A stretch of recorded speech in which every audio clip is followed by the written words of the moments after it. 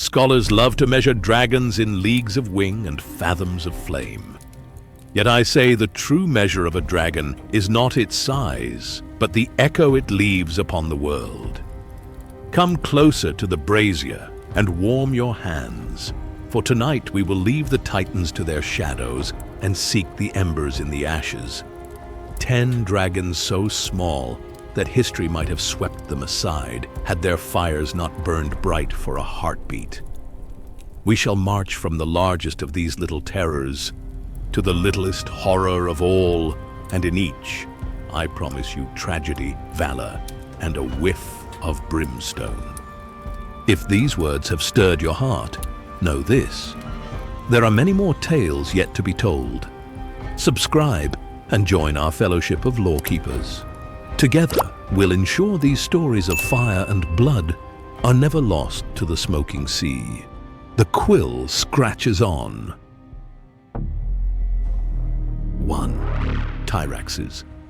Prince Joffrey Valerian's violet-scaled companion was thriving and growing larger every year, but he was slightly smaller than Vermax and Arax.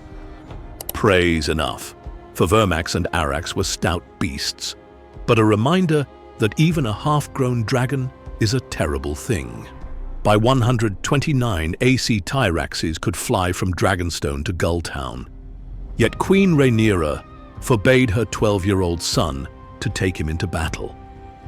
When the shepherd's mob howled into the dragon pit, Tyrax's chains rattled like iron sermons. He vomited purple fire so hot it fused stone to glass, until flaming corpses blocked his own escape. The shepherd's followers tunneled through a rear wall.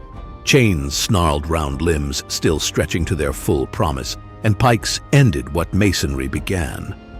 Joffrey was already dead, hurled from Syrax's back when trying to escape in the feverish attacks of King Landing's mobs.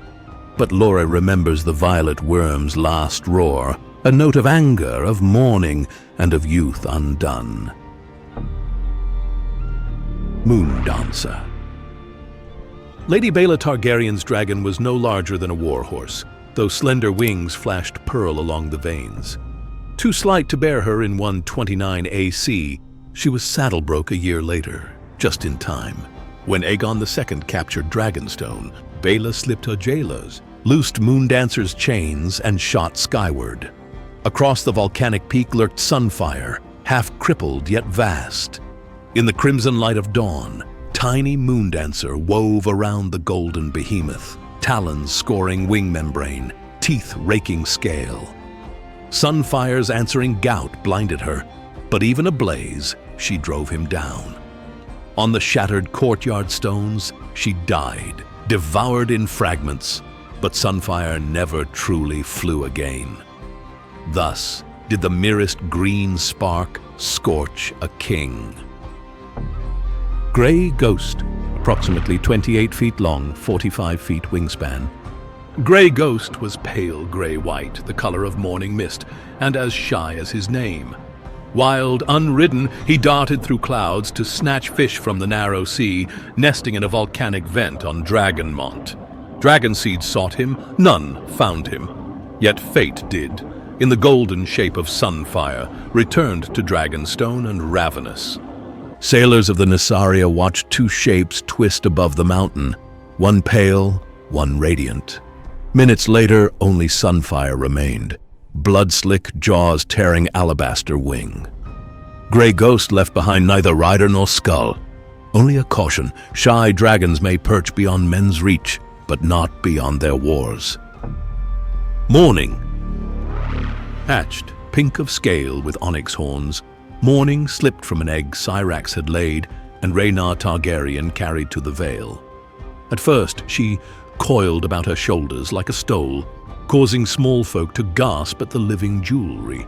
Years passed. The dance ended. In 135 AC, Morning finally bore Rhaenyra aloft, circling King's Landing once before the Dragonbane turned pale and ordered the wretched creature away. Yet even grown, Morning never rivaled her ancestors. History's ledgers mark her flight as the last joyous swoop of Targaryen dominion. She vanished sometime before 153 AC, perhaps succumbing to the same malaise that stunted all later dragons. But her pale wings are the final blush of Valeria's sunset. Stormcloud. A turquoise whelp hatched in the cradle of Prince Aegon the Younger. Stormcloud was still a young dragon when war washed over Blackwater Bay. At only 9, the prince clutched the beast's neck in his first flight. An arrow-filled scramble from the burning, gay abandon, bolts pierced belly and a scorpion quarrel wedged in Stormcloud's throat. Yet the bleeding fledgling carried his rider 30 leagues to Dragonstone. He died within the hour, hissing black steam, but saved the boy who would wear the crown, though never again a dragon's saddle. In Stormcloud's ashes was forged Aegon III's dread of wing and flame. Morgle. Princess Jaehaera's hatchling lingered in chains beneath the dragon pit dome, never having been ridden. When the shepherd's mob stormed the hill, Morgle's black flame carved a pyre of zealots. But iron links and shuttered doors hemmed the young dragon's fury. A towering knight, burning like a torch, lunged through smoke and speared Morgle through the eye. Death came amid the stench of scorched fat and molten stone. Small though he was, Morgle's charred ribs littered the pit floor like a child king's crown, shattered, bright and hot against the cold night air. Shrios.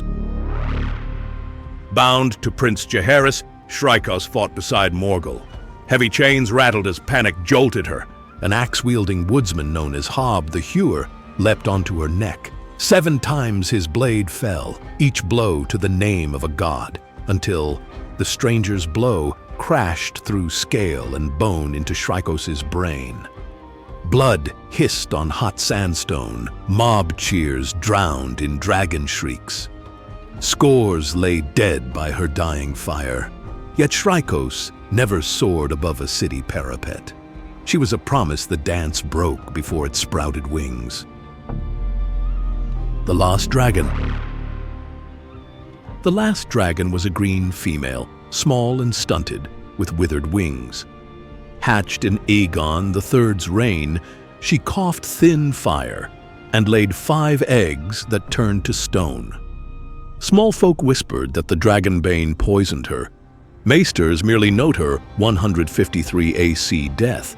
Centuries later, her skull still hung in the throne room, smaller than a mastiff's, eye sockets sunken like empty coin purses. Sir Arlen of Pennytree recalled summers shortening after her passing, winters sharpening teeth. When a dragon's roar fades to a whimper, the world itself seems to sigh. The mastiff-sized hatchlings of Dragonstone. Of the 19 skulls once displayed in the Red Keep, 2 were no bigger than a mastiff dog's skull, born on Dragonstone a century and a half before the present. History forgot their names. Perhaps no one ever named them. Misshapen, they died in infancy. Yet the crown took their bones to King's Landing, polishing them like jet curios. Visitors gaped at those tiny visages, proof that even royal blood could curdle in an egg. The skulls whispered of dwindling magic, of bloodlines thinning, of a house galloping toward extinction on paws no larger than hounds. Lena Valerian's wingless worm. Lena Valerian received her egg upon her birth in 135 AC. It cracked too soon and hatched a blind and wingless worm white as a maggot. The grub-like horror fastened on the babe's arm, tearing flesh before Lord Alyn hacked it apart. Blood spattered cradle and silk alike. The silent bundle writhed until steel stilled it. King Aegon III, aghast, banned dragon eggs from the Red Keep. Thus the smallest dragon ever known, no longer than a man's forearm, wielded influence wider than Balerian's wings, extinguishing royal hopes with a single snap of toothless jaws. So there you have them, my friends. 10 dragons whose bodies were slight, but whose stories loom like mountains in the fog. From Tyraxes, whose violet blaze lit a city's last night of terror, to the maggot worm that gnawed a princess and chilled a king's heart. Each proves that power is not measured in length or wingspan, but in echoes left upon the parchment of time. If this chronicle stirred embers in your breast, bend a knee to the comment scrolls below. Tell me which small flame burned brightest for you, and strike the silver bell of subscription so our future tales may find you when the night is darkest.